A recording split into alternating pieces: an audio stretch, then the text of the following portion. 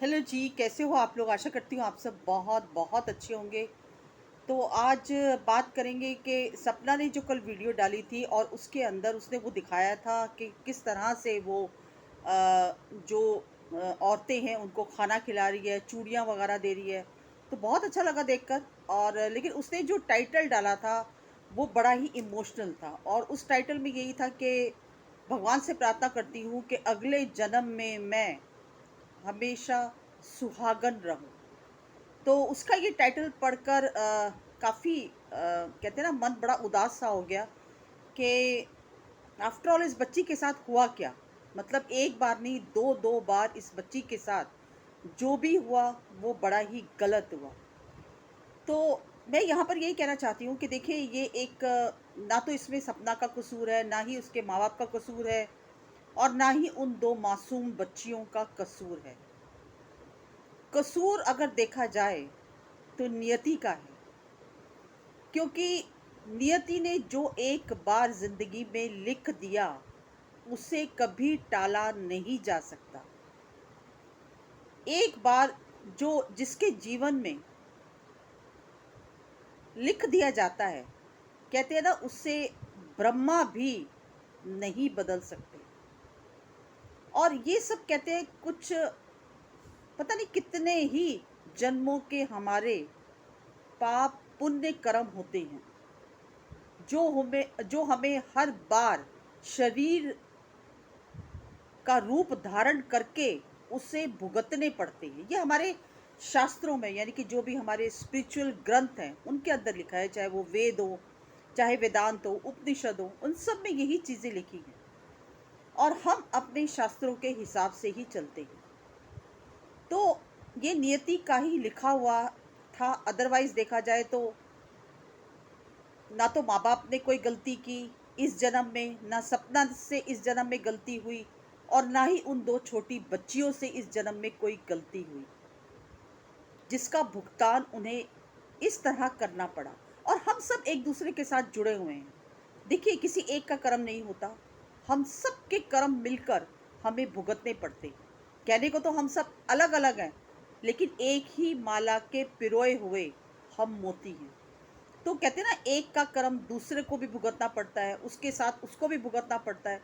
तो सब हम मिले जुले हैं, ऐसा अध्यात्म में लिखा हुआ है। लेकिन देखिए, जिस तरह से कहते हैं ना, नियति का लिखा हुआ नहीं टाला जा सकता, और दूसरी साइड पर जो साइंस है वो इन चीज़ों को नहीं मानती। साइंस का अपना अलग ही तरीका है। साइंस जो है वो प्रैक्टिकल तौर पर चीज़ों को मानती है। कॉज एंड इफेक्ट, साइंस हमेशा उसके ऊपर चलती है। अब देखिए, जैसे सूरज जी चले गए कोरोना के अंदर, तो साइंस के हिसाब से कि चीन से एक वायरस आया और वायरस पूरी दुनिया में फैल गया, क्योंकि कोई वैक्सीनेशन नहीं थी, कोई इसका दवाई नहीं थी। तो उसी बीमारी के शिकार हुए सूरज जी। ऐसे ही राजवीर जी के साथ हुआ। राजवीर जी का एक्सीडेंट इंटेंशनली किया गया या करवाया गया, या क्या हुआ था क्या नहीं हुआ था, हमें आज तक उस चीज का पता नहीं चला। तो साइंस अपनी तरफ से अलग देखती है, और जो हमारे ग्रंथ हैं वो अपनी तरफ से अलग देखते हैं। तो मैं यही कहना चाहूंगी सपना से कि बेटा, इस तरह से तुम कभी मत अपने अंदर ये चीजें लेकर आना कि मैं सुहागन नहीं हूं। देखो, कहते हैं ना, शरीर चला जाता है लेकिन आत्मा कभी नहीं मरती। शरीर खत्म जरूर होता है, लेकिन आत्मा जिंदा रहती है। और हमेशा ये सोचकर चला करो कि भले राजवीर जी नहीं है, भले सूरज जी नहीं है, लेकिन वो आत्मा से अमर है और वो मेरे साथ है। और सबसे बड़ी बात ये कि जीता जागता स्वरूप आरू और आरोही का तुम्हारे सामने है। तो कभी भी अपने आप को इस तरह से मत सोचो। जिंदगी में कहते हैं ना कि अगर आपके पास आपके पति की निशानियां हैं, तो एक औरत उन निशानियों के साथ ही अपना पूरा जीवन गुजार देती, क्योंकि आफ्टर ऑल है तो पति की निशानियां ही ना। तो तुम्हारे लिए एक आरोही है और एक आरोह है, वही तुम्हारे लिए सूरज जी है और वही तुम्हारे लिए राजवीर जी है। तो कभी भी अपने अंदर ये चीजें महसूस मत करना, और हमेशा वो तुम्हारे साथ है, शरीर से नहीं लेकिन मन आत्मा से। हमेशा ऊपर बैठकर भी तुम्हें ब्लेसिंग्स ही देते होंगे वो, और खासकर राजवीर जी, क्योंकि राजवीर जी हमेशा तुम्हारे चेहरे पर मुस्कुराहट देखना चाहते थे, हमेशा तुम्हें खुश करते थे। ये चीजें हमने भी अपने व्लॉग के अंदर देखी है। तो कभी भी ऐसा दिल मत छोटा करो और अपनी जिंदगी को अच्छे से जियो, खुशी से जियो, क्योंकि तुम्हारी लाइफ के अंदर अब एक मेजर चेंज हम लोगों ने देखा है। बहुत ऐसा ऐसा चेंज देखा है कि जिसकी हम कल्पना भी नहीं कर सकते, और हमें लगता है कि नहीं, सपना बहुत आगे जाएगी और जिंदगी में इतनी तरक्की करोगी तुम कि तुम खुद हैरान हो जाओगी। और मेरी ब्लेसिंग्स, और मेरी ही नहीं, जितने भी तुम्हारे चाहने वाले हैं, जितने भी तुम्हें देखते हैं, तुम्हारी वीडियोस देखते हैं, तुम्हें प्यार करते हैं, उन सब की ब्लेसिंग्स तुम्हारे साथ है। बस जिंदगी में अपनी बच्चियों का करियर जो है वो ऐसा बनाना कि तुम्हें वाकई में अपने आप पर गर्व महसूस हो, कि भले उनके पिता इस दुनिया में नहीं थे, लेकिन मैंने माँ और पिता दोनों का फर्ज निभाया। जैसे देखा जाए तो सपना के दोनों पति चले गए, कुछ भी नहीं बचा। हाँ, बचा था तो एक घर, सास ससुर, ये थे उसके पास। लेकिन एक लड़की जो उसकी जिंदगी में उसकी बेटी बनकर आई थी, उस लड़की ने उससे वो भी छीन लिया।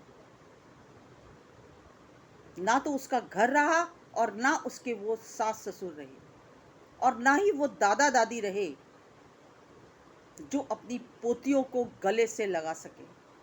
आज पोतियां बिचारी कितनी महरूम है, बाप के प्यार से महरूम है, और जीते जी दादा दादी के प्यार से भी महरूम है। तो ये बहुत गलत किया है उस लड़की ने, जो इतनी बड़ी बड़ी बातें करती है, ऐसी ऐसी इमोशनल बातें करती है कि जो जिसको ना पता हो तो उसको वाकई में सही समझने लगेगा कि अरे ये लड़की तो बिल्कुल सही है, बातें देखो कितनी अच्छी अच्छी करती है, लेकिन अंदर की बातों का नहीं पता कि किस तरह से उस लड़की का सब कुछ छीन लिया। चलो, जो नियति ने छीना उसका तो कोई हम कुछ नहीं कर सकते, लेकिन जो इंसानों ने छीना उसका तो कर्म फल उसको भोगना ही पड़ेगा एक ना एक दिन। बड़ा दुख होता है जब सपना की इस तरह की हम इमोशनल बातों को सुनते हैं, बड़ी तकलीफ होती है। एक औरत जब उसके सिर पर पति नहीं होता, उसकी जिंदगी कैसे होती है ये वो वही औरत जानती है, और कोई नहीं जान सकता। तो बस इतना ही कहना चाहूंगी, सपना बेटा खुश रहो और अपनी जिंदगी में हमेशा और हमेशा, जैसे अब मैं देखती हूँ कि बहुत ज़्यादा तुम धर्म कर्म का काम करती हो, मंदिरों में जाती हो, भगवान की पाठ पूजा करती हो, तो सबसे बड़ी ताकत यही है, ईश्वर की।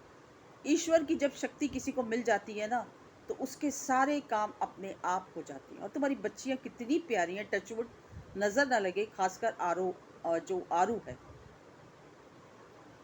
कितना प्यार से वो छोटी छोटी करके उसको प्यार करती है, छोटी को किस करती है, गले से लगाती है।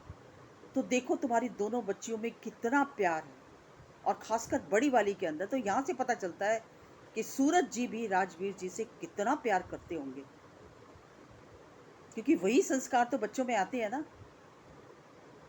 और एक बार राजवीर जी ने कहा भी था अपने फार्म हाउस में बैठकर कि ये फार्म हाउस मेरे भाई भैया का सपना था, और मुझे भैया का ये सपना पूरा करना है।